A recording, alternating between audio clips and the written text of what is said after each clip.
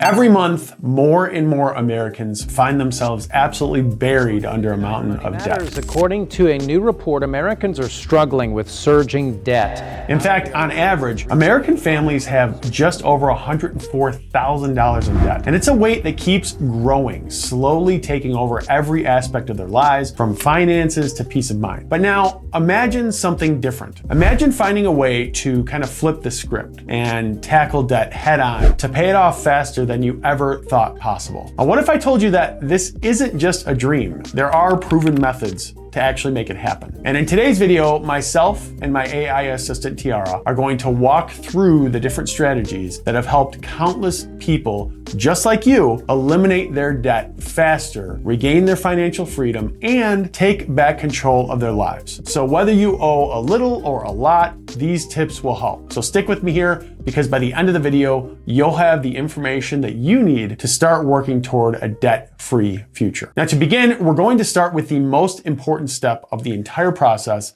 which is understanding your debt. First things up, let's do a debt inventory. Grab a pen and paper or open up a spreadsheet if you're feeling fancy. We're going to list out all your debts. And I mean all of them. Credit cards, student loans, car loans, that money you owe your cousin for concert tickets, everything. For each debt, jot down who you owe, the creditor, how much you owe, the balance, the interest rate, and the minimum monthly payment. Now here's where it gets interesting. So not all debts are created equal.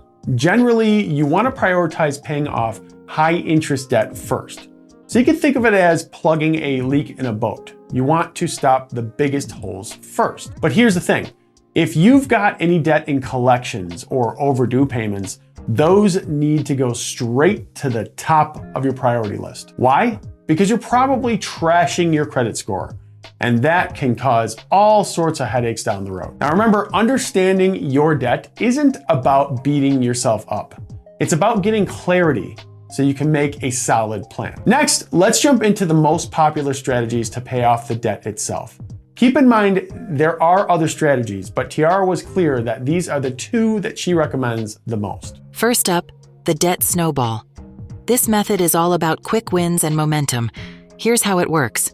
You start by paying the minimum on all your debts. Then, you throw any extra cash you have at your smallest debt. Once that's paid off, you take the money you were putting towards that debt and roll it into paying off the next smallest. It's called a snowball because as you pay off each debt, your payments to the next one get bigger, like a snowball rolling down a hill. I think this method is simple, and one thing I really like about it is that it gives you a lot of quick wins. So while you may end up paying more in the long run because you completely ignore interest rates, this one starts off by getting one debt paid and builds momentum, which can definitely feel really good mentally. As an example, let's say you've got 3 debts: $500 credit card bill, $2,000 personal loan, $10,000 car loan. With the snowball method, you'd attack that $500 credit card bill first, and once that gets paid off, you'd focus on the $2,000 personal loan. One other thing worth mentioning that I like with this method is that you continue to push older payments into the new bill. So with the example of the credit card, once that is paid off, you don't consider the new funds left over as your own. Instead, you push them into the personal loan. And as you keep your cost of living down when you do these methods, you can really make progress fast. Now, let's talk about the debt avalanche. This method is for all you math nerds out there. Instead of focusing on the smallest balance, you target the debt with the highest interest rate first. Here's the breakdown. Pay the minimum on all debts. Put any extra money towards the highest interest debt. Once that's paid, move to the next highest interest rate. The avalanche method usually saves you more money in the long run because you're tackling those interest charges head on. The only problem with it is that sometimes it doesn't feel like you're making much progress. So for instance, if you had $30,000 in credit card debt at a 16% interest, obviously it's going to take a long time to pay that down, so you may get discouraged. But technically, this is the best way to pay off debt, as you'll save the most money in the process. So which one should you choose?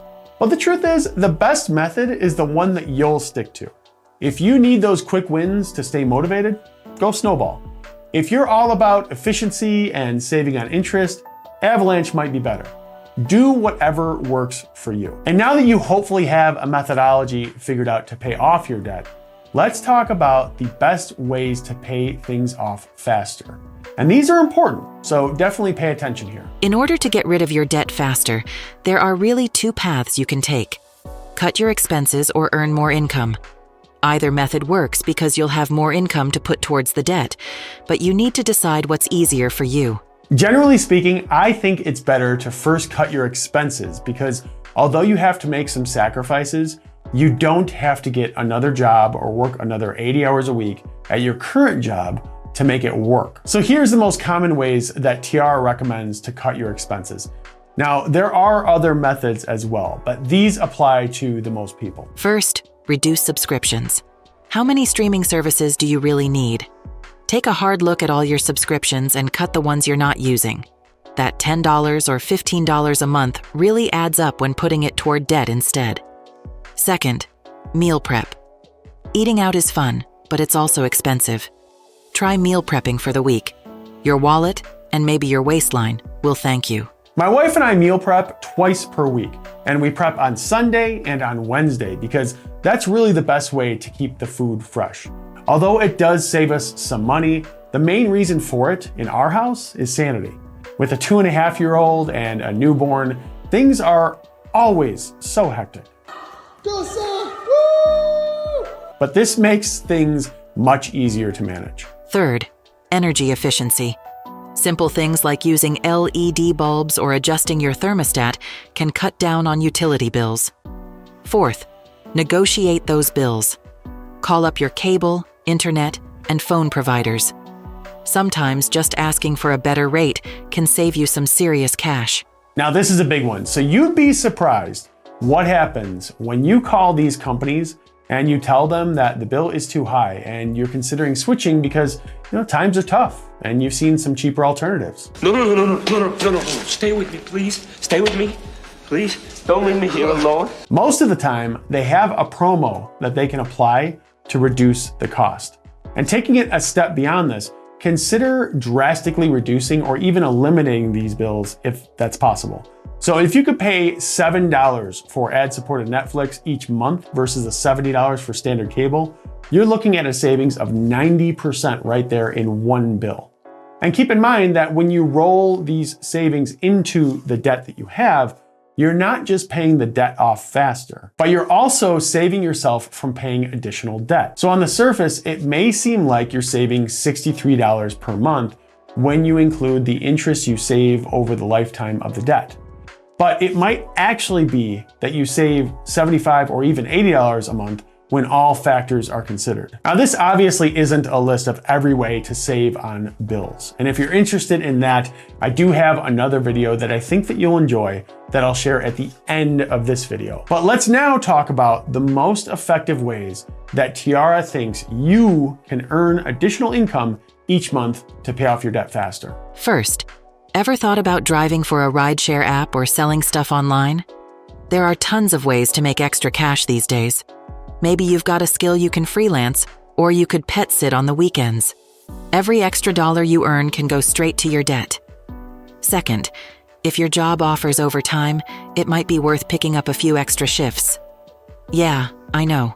More work isn't always fun, but think of it as buying your freedom from debt. Third, when was the last time you asked for a raise? If you've been crushing it at work, it might be time to have that conversation with your boss, as they likely have more flexibility than you realize. As a person, I'm always going with the path of least resistance. So my recommendation is to first try to get a raise at work. Assuming you're decent at your job, it isn't that far-fetched that you could get a 5-10% raise. And depending on how much you make, this can be quite lucrative. Now, I just mentioned a minute ago that if you're interested in figuring out how to save on bills, I do have the perfect video for you. So for most of us, groceries are one of the biggest monthly expenses, especially now that inflation has become ridiculous. That said, this video right here explains the best ways to save money on groceries. And if that doesn't sound like it's right for you, then that's okay. You can click right over here to watch my most recent video instead. As always, make sure that you like this video if you enjoyed it. And lastly, remember to subscribe to the channel to unlock financial success one AI chat at a time. Thanks for watching.